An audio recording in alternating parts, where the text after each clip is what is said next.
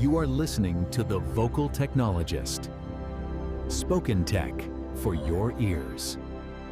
Search traffic is projected to fall by over 40%. Let that land. Yeah, I mean, when you look at the raw data behind that number, it points to a complete structural collapse of how information is distributed online. Right. That's not just a dip. That is a foundational shift. Welcome to Vocal Technologist, where we're going to have a proper look at how the entire internet is rewiring itself right underneath us. Because, well, this massive shift to AI answering queries directly, it is basically breaking every traditional marketing rule we have ever relied on. Completely breaking them. Yeah, and the goal for you listening right now is to help untangle what actually gets attention these days. You know, we are moving completely away from all those dodgy quick fix hacks and trying to suss out what earned reality actually looks like. Because the industry is, it's actively splitting in two. On one side, you have teams clinging to the old ways, just hoping things go back to normal. Right. And on the other side, you have brands building entirely new frameworks for how their information is discovered by language models, not traditional search engines. Let's start with that 40% drop, because publishers and businesses are getting absolutely squeezed. I mean, you have social platforms prioritizing their own creators and cutting off outward links. Yeah. And then you have AI overviews just, answering user queries directly on the page. Nobody is clicking through anymore. The click is dying. And that is driving this massive realignment. AI search optimization is completely splitting off from traditional SEO into its own distinct discipline.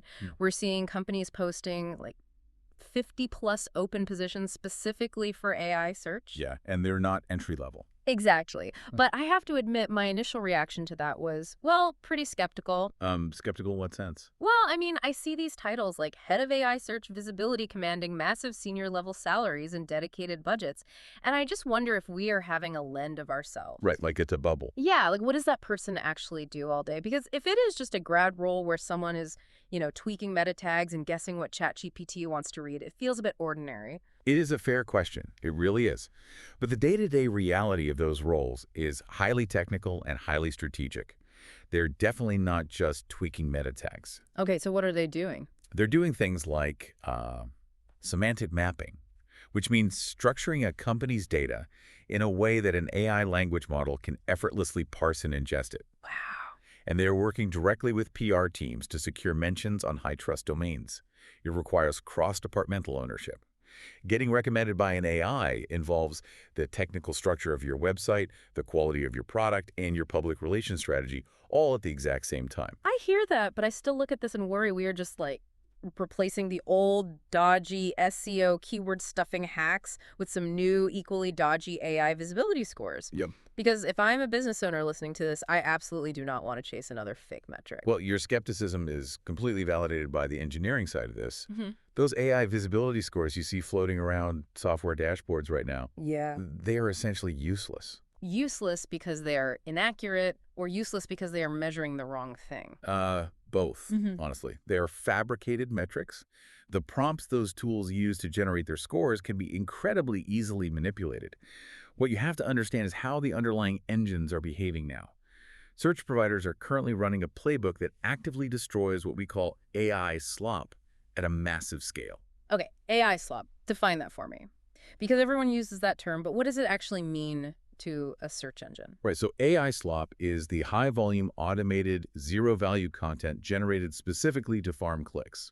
It's the articles that take 1,000 words to answer a simple question, purely to serve ads. Right, the recipes with a huge backstory. Exactly. Now, in the past, if you had a low-quality page like that, the algorithm might penalize that specific page. But now, the engines are hunting for patterns. They're detecting entire clusters of accounts that produce this stuff. How do they actually detect it, though? If the AI wrote it well enough, shouldn't it be hard to spot? They aren't just looking at the text itself. They're looking at the metadata and the infrastructure. Oh, wow. Yeah, they look at shared server IP addresses, publishing velocity, and semantic patterns in how the text is structured.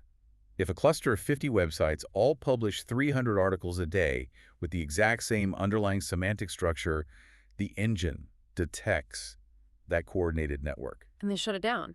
They don't just demote a single page. They nuke the entire network from orbit.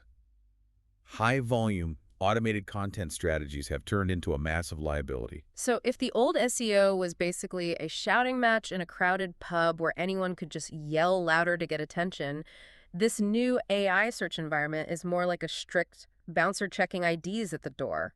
Like you just can't sneak in with a fake ID anymore. Close, but let's take that bouncer analogy further. The bouncer isn't just looking at your ID. They are calling your employer to verify you work where you say you do. They are checking your public record. And they are interviewing the 3 people you walked up to the line with. If anyone in your group looks suspicious, or if your background check fails, you do not get in. Which brings us to the part nobody's really talking about yet. If the bouncer is doing a full background check, what do they actually want to see before they let you in? Trust. And specifically, trust verified by third parties. AI engines don't just scrape text. They score every single brand claim for confidence before they decide whether to recommend it to a user. So the algorithm is actively doing the math on whether you're actually telling the truth. That is the mechanism, yes. Yeah. They weigh the quality of your external mentions, your media coverage, and third-party validation. Earned, unpaid media carries an outsized weight in that scoring process. The reporting shows that OI systems cite premium publisher content 3 times more often than they cite brand-owned pages. 3 times more. Which means if I write a brilliant article on my own company blog about how great my software is, the AI barely cares. Pretty much. But if a reputable tech journal says the exact same thing about my software, the AI takes it as gospel. Precisely. And because traditional clicks are disappearing, meaning users are just getting their answer directly inside the AI interface and never visiting your website, getting a visible brand mention in that generated text is infinitely more valuable than a traditional link citation. Right.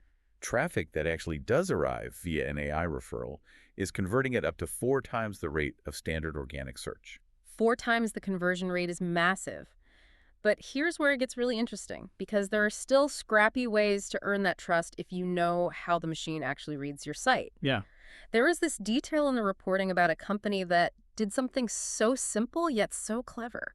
They took their absolute best customer case studies and they hard-coded them directly into the footer of their website. Ah, the footer trick.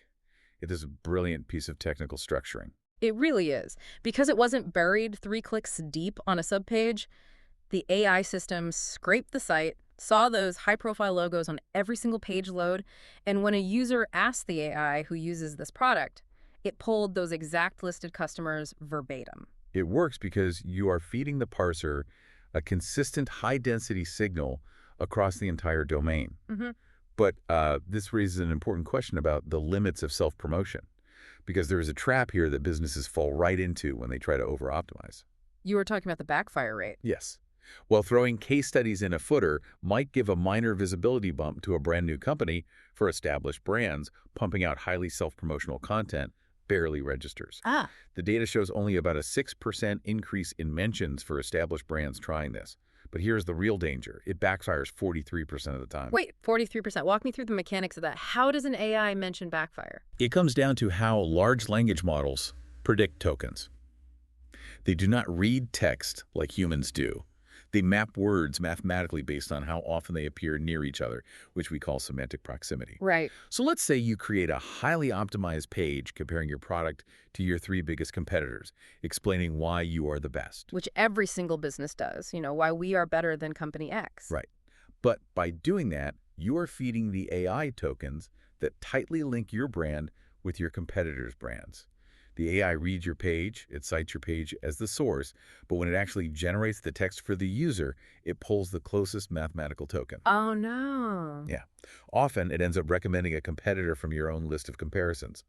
And that effect actually gets worse the more specific the user's query is. That is brutal. It's literally like paying for a massive, expensive billboard that accidentally gives the driver step-by-step directions to the rival shop across the street. That is a great way to put it. You are doing the heavy lifting to train the model to sell your competitor. Wow. Hey, if you are finding this shift as fascinating to pick apart as we are, maybe just hit subscribe so we can keep sussing this stuff out together. Because honestly, this obsession with finding technological shortcuts, whether it's AI slop or hacking visibility scores, it comes from the exact same psychological place as the traps human founders fall into when they are trying to scale their businesses. The human desire for scale without effort. It's a recurring theme. The instinct to automate everything prematurely completely ruins go-to-market strategies. We see founders who will literally fire off 1,000 contact, cold outbound email sequence in month 2 of their startup. Month 2. I know. And they do it because setting up an automated sequence is easy. You buy a list, you write a template, you hit send. The actual hard work of earning warm intros, sitting down with buyers, and having messy conversations where someone tells you your product's a bit ordinary, that is difficult. Very difficult. They want the scale of a massive company without building the foundation first. And that shortcut skips the only legitimate way to learn what a target market actually cares about. You cannot scale a message you haven't validated manually. Often, the reliance on automation is just a defense mechanism to avoid the sting of direct rejection. And it doesn't stop at emails either. They will hand buyers raw access to a software product and call it a pilot program. Right. They completely skip the need to define success criteria or set a timeline or find an internal champion who actually wants to drive the usage. It's just a lazy way to avoid human connection. It is a profound lack of respect for the buyer's journey. And you see that same lack of respect playing out on a massive corporate scale with data handling. Look at that controversy with HubSpot. Oh, the data grab. This was wild to watch unfold. For anyone unfamiliar, HubSpot provides CRM, software customer relationship management. It is where businesses store all their sensitive client contact information and sales data. They're crown jewels, basically. Exactly. Well, they attempted to quietly pool customer contact and tracking data into a massive shared commercial data set. Customers were already contributing their business contacts and engagement data simply by using the software to run their business. But when HubSpot tried to make that data an input for data set that gets sold back to every other account, including their competitors, the value exchange completely broke down. Because the commercial logic failed. When you ask customers to enrich a data set that helps their own competitors without giving them equivalent value back, trust evaporates. Right. The controls they offered only governed whether an account's own internal records were refreshed. It didn't stop the flow of data into the shared back-end pool. The customers rejected it outright. Yeah, they were not happy. It is the exact same mindset as the founder blasting 1,000 cold emails, extracting value without investing in the relationship. So, if everyone is just trying to extract value instantly through automation and data pooling, what does that mean for how marketing budgets are actually being spent right now? Because if you're running a team, you have to be looking at this and wondering where to put your money. What happens is the entire middle of the customer journey gets starved. We are seeing a broad industry neglect of the middle. The data shows that chief marketing officers are now spending 71% of their budget on performance media. 71% on performance media. Explain to the listener exactly what falls under that umbrella and why it is so heavily weighted. So performance media is anything highly trackable with an immediate return on investment. Think pay-per-click ads, sponsored social posts, direct response campaigns. Right, the stuff you can put a number on instantly. Exactly. They're dumping money into the very top of the funnel for cheap reach and the very bottom of the funnel to capture direct conversions. But they are completely ignoring the middle of the funnel, things like podcasts, in-depth thought leadership, and PR. Because the middle is messy. I mean, you can't put a neat tracking pixel on a podcast conversation that makes someone trust your brand over 6 months. Exactly. It is an attribution mirage. Mid-funnel success is where the actual relationship is built. It relies heavily on premium media placements and contextual receptiveness. But because CMOs cannot measure that purely in instant click-through rates on a dashboard, they abandon it. It's like trying to propose marriage on the first date without ever bothering to buy them a coffee first. Got on. You have all this performance media asking for the sale, but you haven't done the slow, unmeasurable work of earning their trust. You have to earn the right to scale. And earning that right requires you to fundamentally rethink how you ask for commitment. Sometimes the most effective way to build that early connection is to flip the entire customer journey completely upside down. Introduce the friction before you ask for the money. Okay, this is the part of the reporting that absolutely blew my mind. Talk to me about the flower shop. This is a brilliant win report from the conversion data. A major flower and gift retailer was looking at their online checkout process. Normally, the user experience is designed to be as frictionless as possible. You pick the flowers, you put them in the cart, you enter your credit card, and then right at the very end, there was an optional little box to type a card message. The classic, happy birthday, Mom, right before you hit complete. Right. What this retailer did was take that personalized card rating step and move it to the very beginning of the process, immediately after the customer selected the product, before they ever saw a payment screen or a final total. I am going to call foul on that instinctively. If I am trying to buy something online and you throw a compulsory essay question at me before I've even seen the final price, I'm closing the tab. Adding friction at the start of a checkout usually kills conversion, so what actually happened? Orders skyrocketed by 22%. I genuinely could not believe that when I read it. They just moved the little text box where you type the message to the front, and that bumped sales by nearly a quarter. How does that not cause massive cart abandonment? It comes down to human psychology and the endowment effect. By forcing the customer to write the personal message early, you are creating a moment of real personal investment. Oh, wow. The customer is sitting there, typing out their feelings, picturing the recipient reading the card. They've emotionally committed to the outcome. They've mentally given the gift before you ever ask them for money.